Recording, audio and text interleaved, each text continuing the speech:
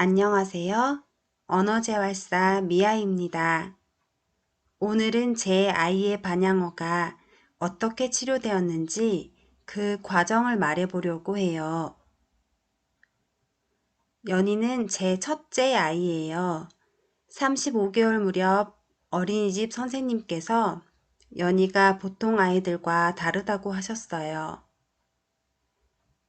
그래서 병원에 가봤는데 자폐증이라고 했어요.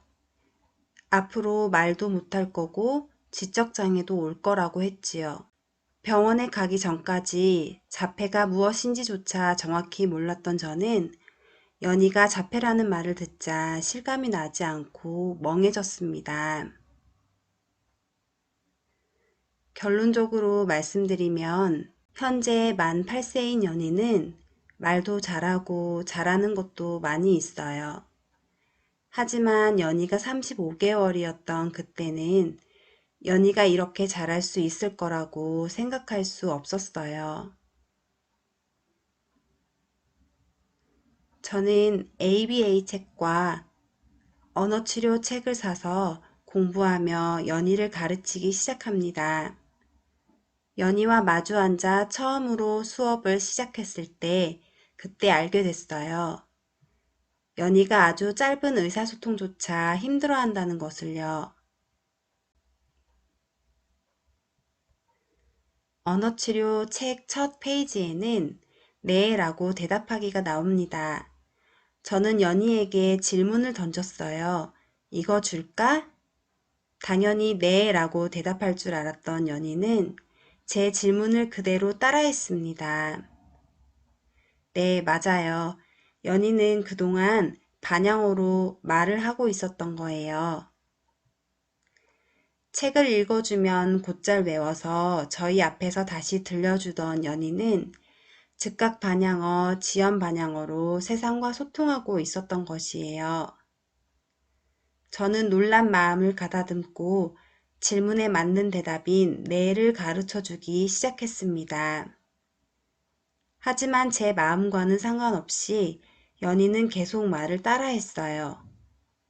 연희는 하루에 8시간을 ABA 형식으로 수업했어요.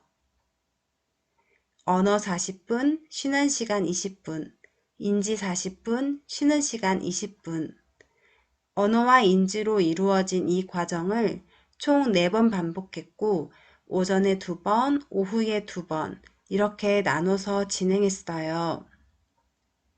연희는 수업을 들으며 조금씩 변해갔습니다. 수업은 DTT, 개별 시도 훈련을 기본으로 진행했습니다. 집중적 반복 연습 후에 상과 칭찬으로 행동을 강화시켰습니다.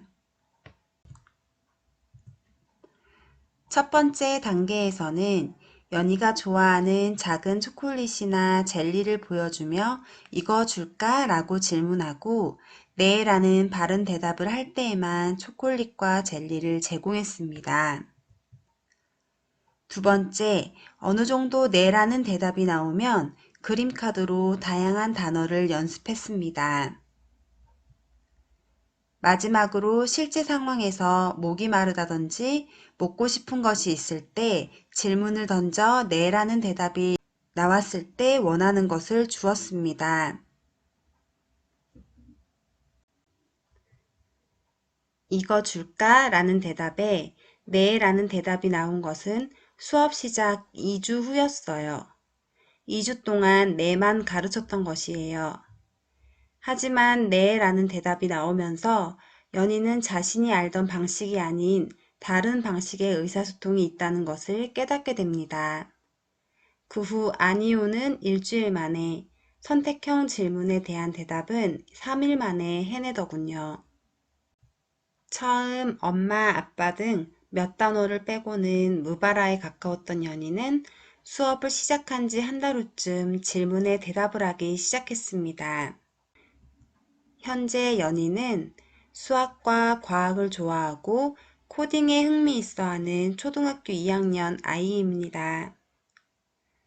혹시 연희의 현재가 궁금하신 분은 우측 상단에 링크를 걸어 드렸으니 보셔도 좋을 것 같아요.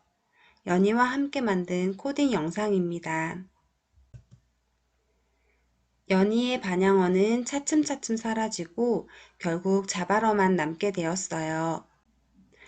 무바라에서 반향어로 말을 시작하더니 수정된 반향어를 거쳐 자발어로 변화되었습니다. 오늘은 제 아이가 겪은 반향어에 대해 이야기했어요.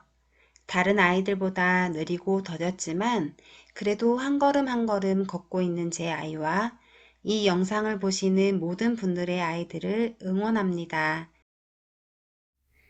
이 영상이 도움이 되셨다면 구독과 좋아요를 눌러주세요. 구독과 좋아요는